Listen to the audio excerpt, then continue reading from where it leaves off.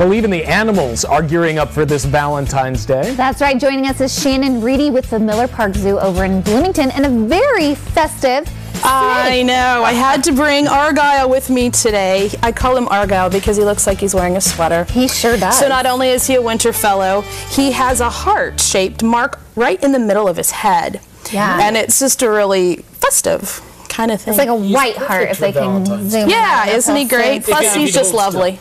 Yeah. Holding still is not his strong suit. We want to see if we can get a little shot of it. There it is. There it is, right between his eyes. Now, Argyle has a special story. He was left to you guys. Well, he's a rescue snake.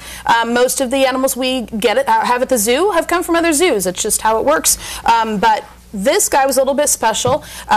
We were contacted by the Champaign County Humane Society a few years ago in the spring. They had a snake drop off and wasn't really looking for that. Didn't know quite which home to place him with, so she called us and said, "Do you want one?" And we said, "We'd love to meet him." And it turns out he's just a great guy. So what kind of snake is that? He's a corn snake.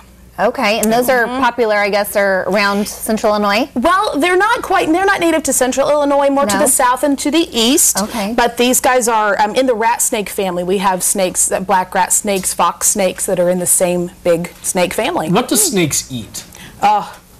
Meat. Meat, okay.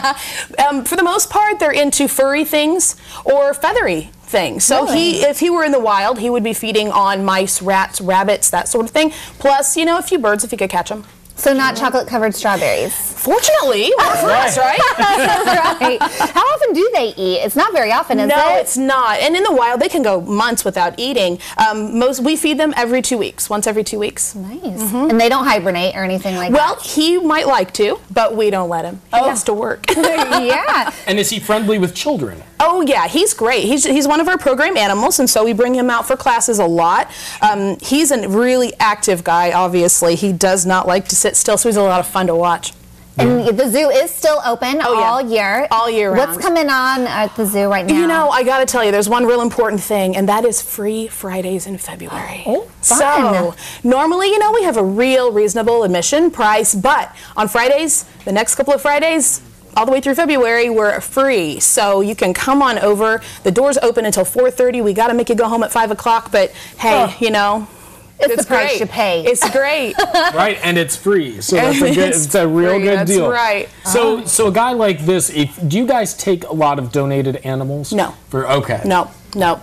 Very special circumstances, and he again was one of those. We were looking for a snake of this type, and so that really benefited us, and it benefited the organization, the Humane Society organization as well. And as a whole, people do need to be aware that when you again, we talk about this with dogs and cats, that when you adopt a snake, they need a forever family. That's exactly right, and so we get calls all the time from people who just did not do the research on the animal. They end up with an iguana that got as big as iguanas gets, which is 8 feet and need their own bedroom. So, you know, they don't realize what they're getting into. Or maybe it's a college student who gets a pet and mom doesn't want it at home. We've got to do something with it before they go back home for the summer. That, I can imagine my mom's reaction had I brought a snake home from college. But maybe if she saw the heart, she'd have a change of heart. No. No? No, I'm pretty convinced that one. Well, Shannon, thanks so much for coming in and bringing Argyle with you. If you would like more information on the Miller Park Zoo to plan your next visit, go to CILiving.tv. We'll get you